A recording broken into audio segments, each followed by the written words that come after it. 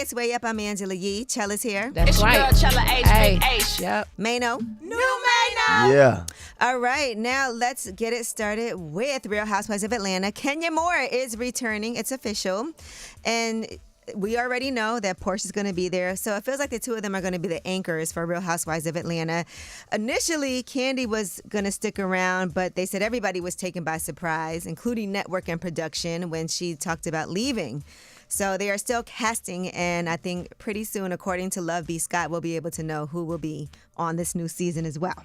Okay. But speaking of this season, what if they brought Fallon back? All right. Now, Fallon was on the Baller Alert show, and she talked about her ex, Simon, because remember, Simon and Portia had gotten married, but they've already broken up. And here's what she had to say would happen if her and Portia ran into each other.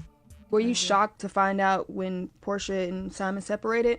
No, was anybody? You think that was real? No, I think it was just a ploy to get back at me. So let me ask you this: if you ever ran into Portia, what would you talk to her about? That wouldn't be a safe scenario. At the end of the day, she know what she did. Oh, to talk to her. Talk to her. Ain't gonna be no talking. Ain't gonna be no talking. Wow. Smoke. It's on site.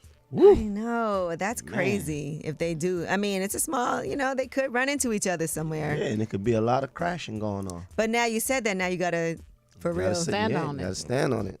Well, you know what? At the end of the day, Simon is the one Right. that did the dirt, for real. But she probably felt At like the end of the she day, was the her day friend. got to end. The day got to end. But she probably felt like that was her friend, and she introduced him. But they act like they weren't really such good friends, like according to, I don't know. Yeah. All right, Jeezy is asking for primary custody of his daughter with Jeannie Mai amidst their divorce. He says that Jeannie doesn't even take care of the kid herself. Wow. All right, so he wants the judge to toss out the current custody and parenting time arrangement that he did in mediation, and said that he wants his daughter to live with him full time. He said initially he agreed to move to the basement amid their breakup, but he says that Jeannie moved out of their family home and took their daughter with her, and has since tasked her brother and mother with the majority of the care of their 2-year-old daughter, Monaco, because she has an extensive travel schedule. He thinks that's not good for their daughter, and says that Jeannie has withheld his parenting time with their child for nearly 2 months. So he feels that she would have more stability if he had primary physical custody. That's tough. Yeah, it is. That's a tough one, because you want to do what's best for the child. Right. But it also, I don't know, it's just... Well, somebody got to be there often, so maybe he sees something that everybody else don't see. Right, and I think he wants to see his daughter more frequently, and if she's traveling a lot, even if she's bringing people to help, then Right. she's not there, and she's young, so you want her to be able to stay home or stay stable as much as possible. All right, Kendrick Lamar and Dave Free, his PG Lang partner, they have their live action comedy film with South Park creators Trey Parker and Matt Stone that's going to be in theaters next summer.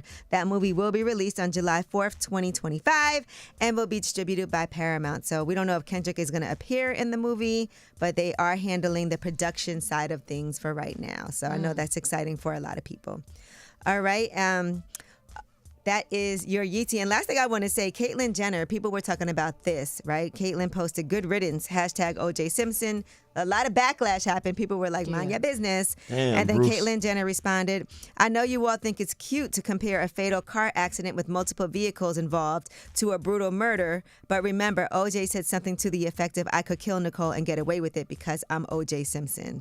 So that was Caitlyn's response to everybody's anger. All right, well, that is your Yeetie. And when we come back, we have Under the Radar. Those are the stories that are not necessarily in the headlines. They're flying under the radar. And we have to talk about this Tulsa Real Estate Fund. There's an article on Baller Alert that's talking about all of the issues. And now they're selling the Black House, which is what people had invested their money into. We'll discuss. It's way up.